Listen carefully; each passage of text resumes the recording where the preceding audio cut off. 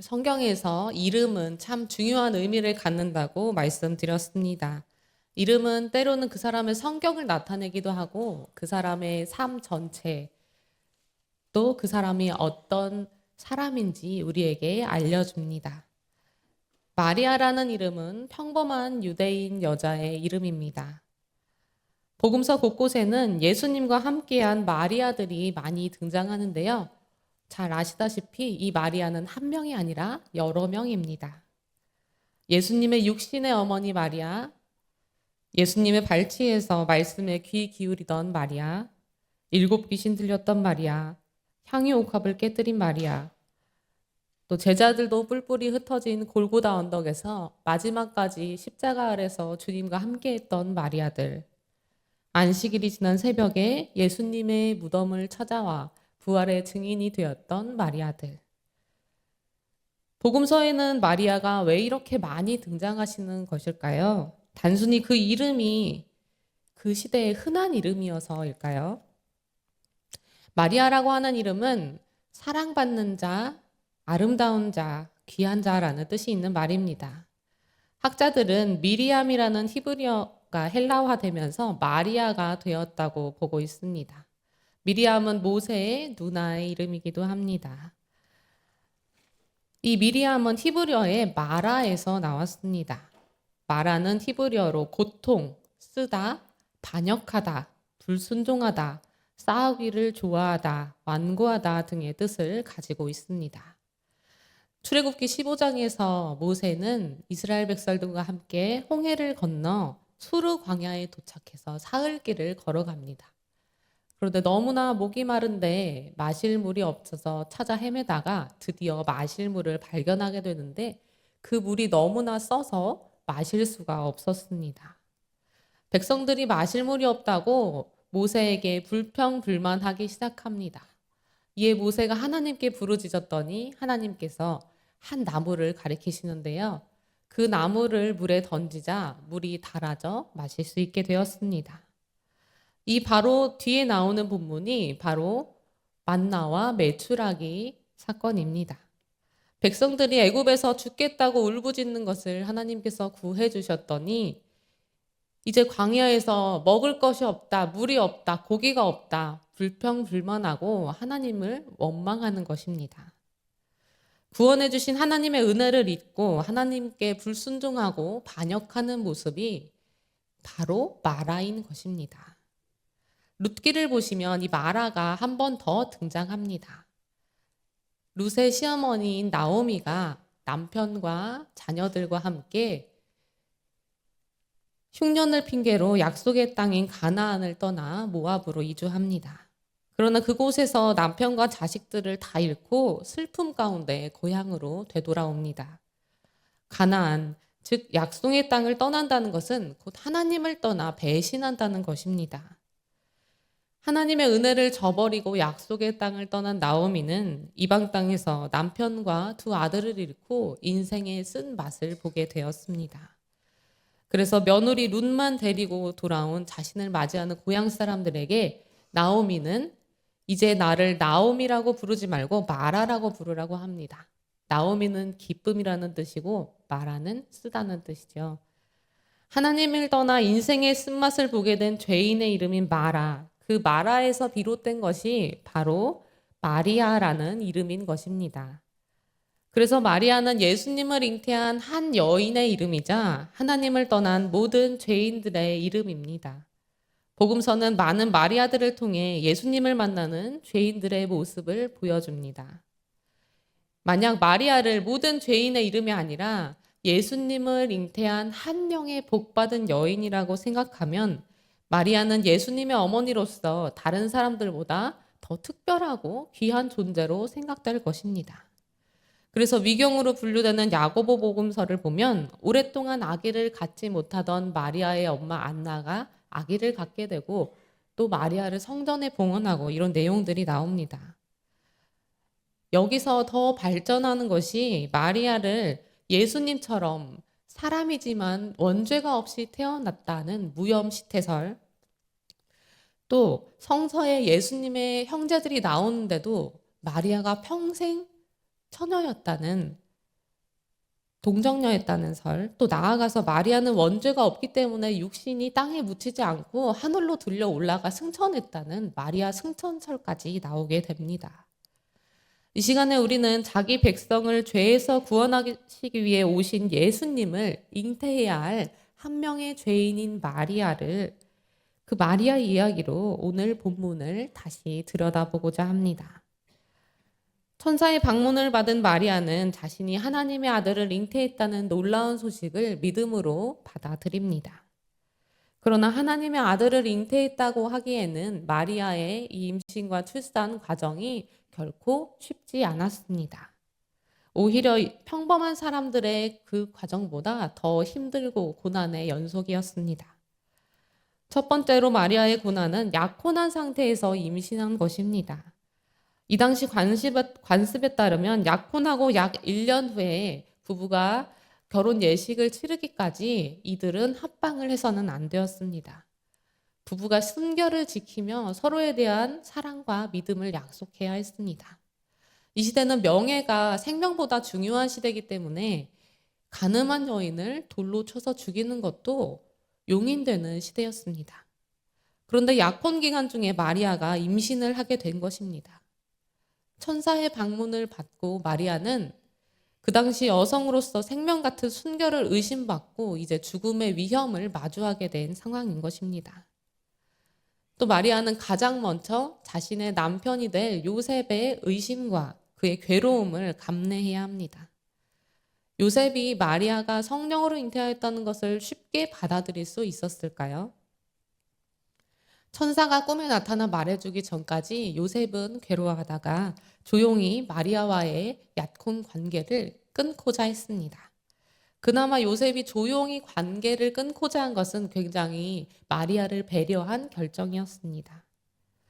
임신 사실이 알려지기 전에 마리아와 조용히 파혼하면 곧 아기의 진짜 아버지가 나타날 것이고, 그렇게 둘이 혼인하면 마리아가 아무 해를 입지 않고 아기를 출산할 수 있으리라는 생각 때문이었을 것입니다.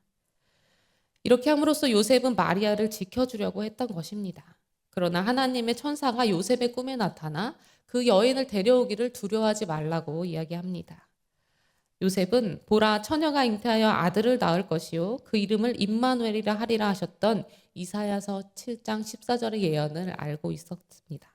그래서 하나님의 말씀에 순종하여 마리아를 다시 받아들이게 됩니다.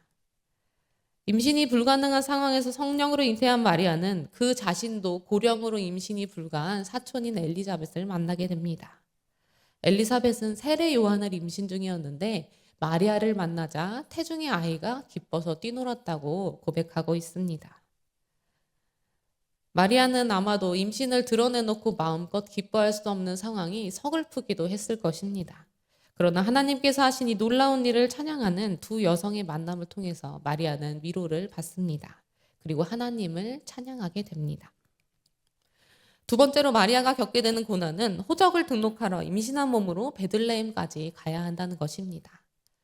당시에 요셉이 살고 있었던 나사렛에서 베들레헴까지는 약 150km 정도 되는 거리입니다. 다윗의 자손인 요셉은 황제의 명으로 고향인 베들레헴에 가서 호적을 등록해야 했습니다. 그런데 이 먼 거리를 지금처럼 차가 있는 것도 아니고 말을 타고 달릴 수도 없고 더구나 임신한 아내와 함께 동행하여야 했다니 정말 많은 시간이 걸리고 힘든 여정이었을 것입니다. 더군다나 이 호적을 등록하는 것은 이 나라를 식민지로 지배하고 있는 로마의 황제 가이사 아구스토가 세금을 걷기 위해 명령한 것이었습니다. 하루 벌어서 하루 먹고 살기도 벅찬 대부분의 이 백성들에게 생계를 장기간 내팽개치고 호적을 등록하러 고향에 가라고 하는 것. 이것이 얼마나 힘들고 한편으로는 억울한 일입니까? 더군다나 배부른 임산부가 그 길에 동행한다는 것은 참 쉽지 않은 일이었습니다. 세 번째로 마리아가 겪는 고난은 진통이 와서 곧 아이를 낳아야 하는데 편안하게 출산할 곳이 없었다는 것입니다. 동물들도 출산할 때가 되면 자신의 보금자리를 정돈하고 새끼를 낳고 기를 수 있는 환경으로 다시 꾸밉니다. 그런데 오늘 본문을 보시면 여관에 있을 곳이 없었다고 기록하고 있습니다. 이 여관은 일반적으로 알고 있는 여관이 아닙니다. 선한 사마리아 사람이 강도 만나 죽게 된 사람을 치유해주고 회복하도록 맡긴 여관이 헬라어로 판도케이온인데요. 이 판도케이온은 누구나 와서 묵을 수 있는 상업적인 숙박시설을 의미합니다. 그런데 오늘 본문은 아기 예수님을 잉태한 상태에서 베들레헴으로 출발한 마리아가 해산할 날이 다가왔다고 기록하고 있습니다. 이미 베들레헴의 당도에 있는 마리아가 갑자기 아기를 낳겠다고 이런 여관을 찾지는 않았겠죠. 더군다나 이 여관은 상업적인 시설이기 때문에 사창가와 붙어 있기도 했습니다. 그래서 율법을 준수하는 유대인들이 함부로 갈 수 없는 그런 곳이었습니다. 그렇기 때문에 마리아가 정말 여행객들로 가득 찬 일반적인 여관을 찾아다니다가 나을 곳이 없어서 외양간에 가서 나았다는 것은 아니었을 것입니다. 본문에서 말하는 이 방은 유대인들이 집집마다 가지고 있는 손님방, 즉 우리말로 하면 사랑방인 카탈로마입니다. 유대인의 가옥 구조를 한번 보시겠습니다.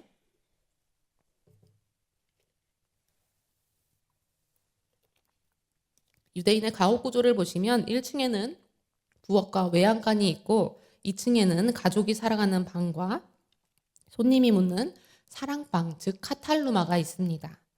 이 당시 가축은 소중한 재산이기 때문에 우리나라처럼 집 밖에 외양간을 두는 것이 아니라 집 안에 외양간을 두고 기르기도 했습니다. 작은 시골 동네인 베들레헴으로 다 호적을 등록하러 오는 바람에 이 집집마다 카탈로마, 즉 사랑방에 손님들도 꽉꽉 차 있었을 것입니다.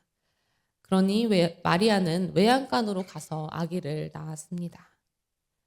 그런데 환대라는 것은, 손님을 환대한다는 것은 이 성경이 쓰여진 시대에 매우 중요하고 당연한 사실입니다.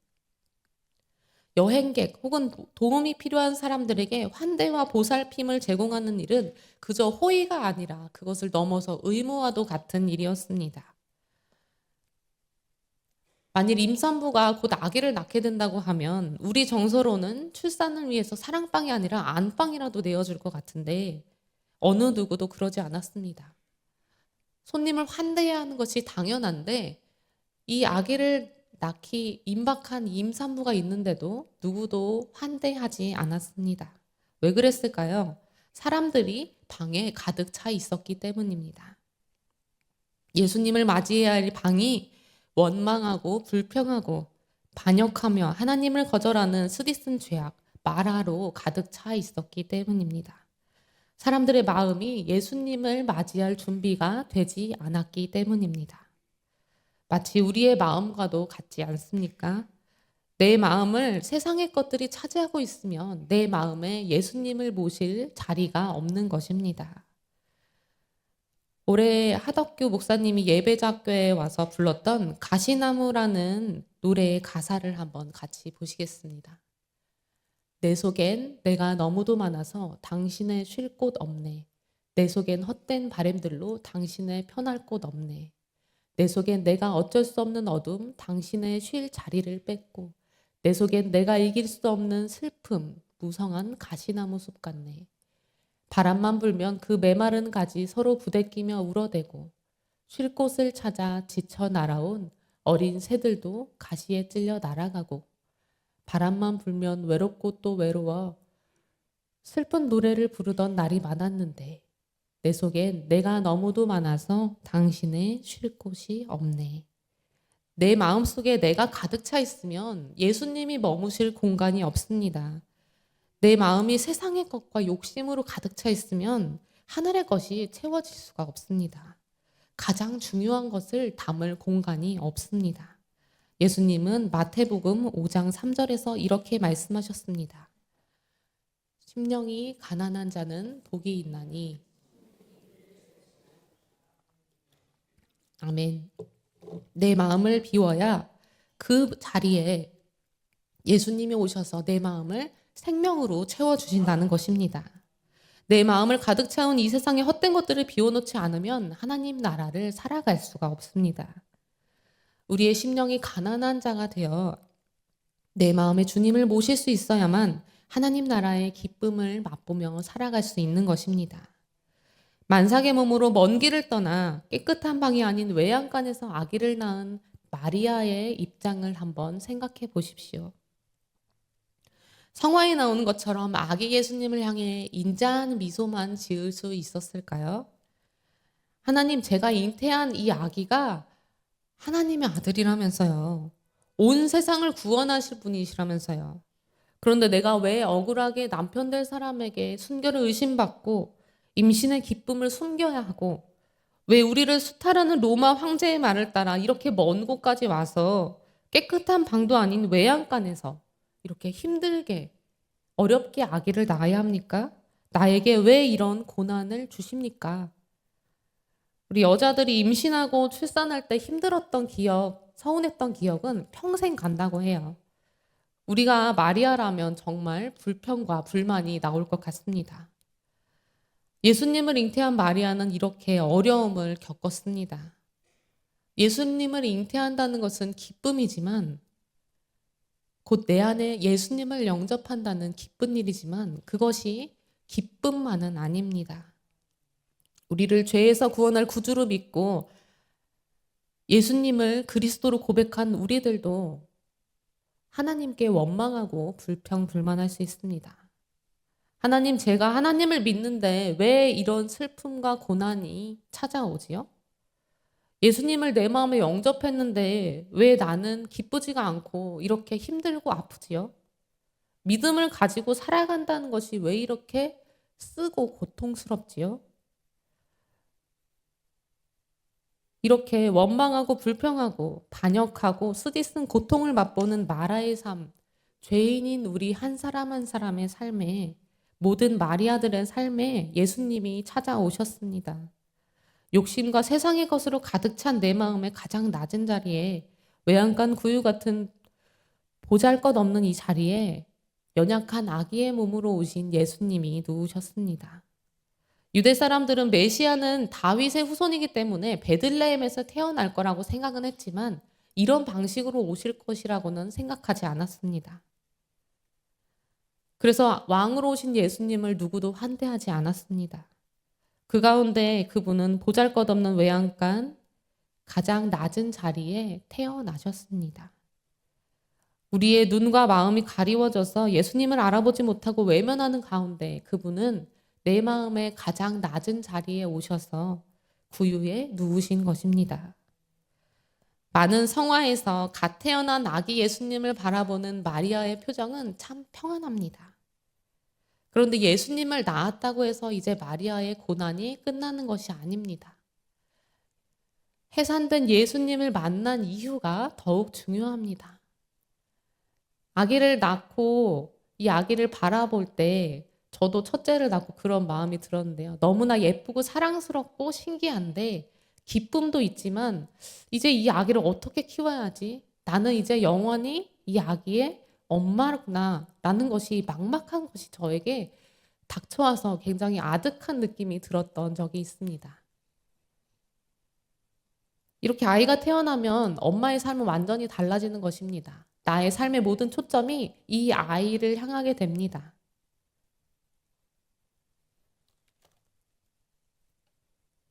이 아기 어떻게 키우지? 이 아기 예수님 나에게 오셨는데 내가 영접했는데 이 다음은 어떻게 하지? 너무 힘들 것 같은데, 지금도 힘든데 앞으로도 힘들 것 같은데 어떻게 하지? 구유에 누우신 아기 예수님을 두고 우리는 고민합니다. 망설입니다. 내 마음의 가장 낮은 자리에 오신 예수님을 내 마음의 가장 귀한 자리에 모시는 것, 그리고 이 예수님과 함께 살아간다는 것, 임마누엘 하나님이 나와 함께 하신다는 사실을 믿고 살아간다는 것은 기쁨만이 아니라 때로는 막막하고 너무나 힘든 일입니다.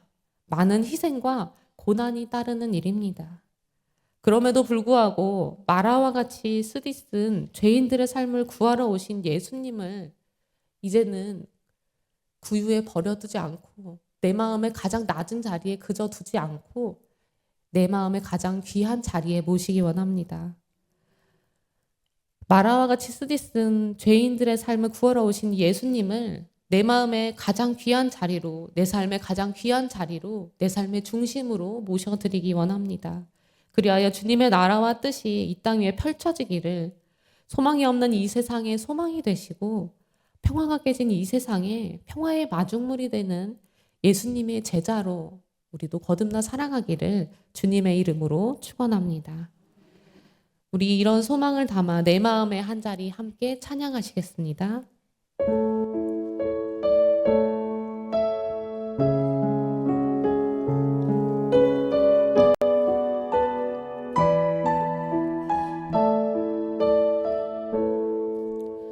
우리들을 위하여 십자가에 못 박혀 모든 죄를 용서하사 의인 삼아 주신 주, 어떤 일이 있어도 나를 버리지 않고 죽기까지 사랑하신 나의 귀한 예수님, 내 마음의 한 자리, 가장 귀한 그 자리 주오셔서 앉으소서.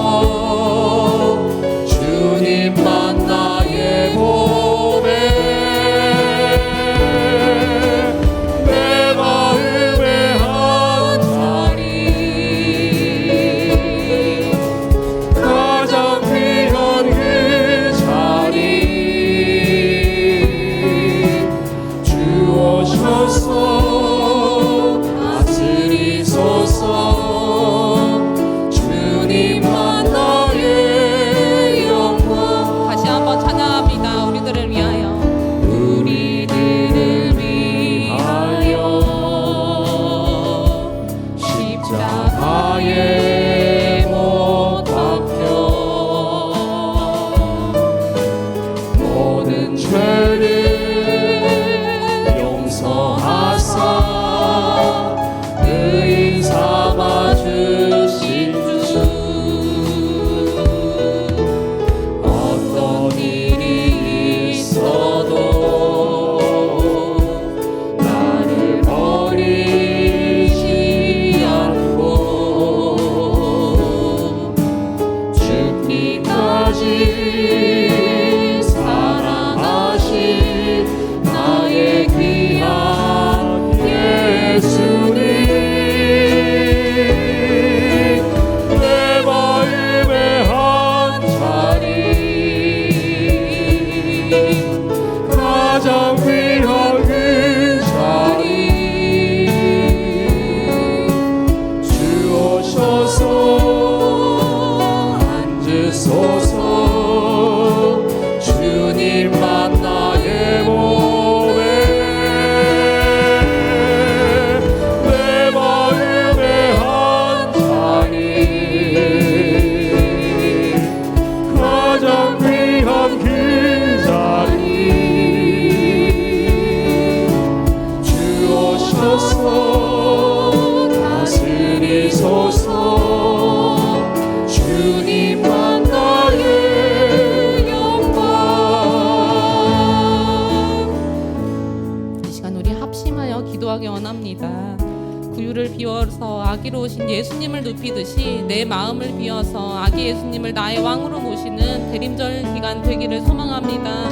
주님, 이 소망이 없는 세상에 오셔서 소망이 되어주시고 평화가 깨진 이 세상에 오셔서 평화의 마중물이 되신 예수님이 나의 삶의 가장 중심에, 나의 마음의 가장 귀한 자리에 오시기 원합니다. 그 주님을 모시고 내가 어렵고 힘들지만 이 마라의 삶을 주님의 사랑으로 살아가기 원하오니 인도하여 주십시오. 이 시간 우리 주님께 합심하여 우리 기도하겠습니다.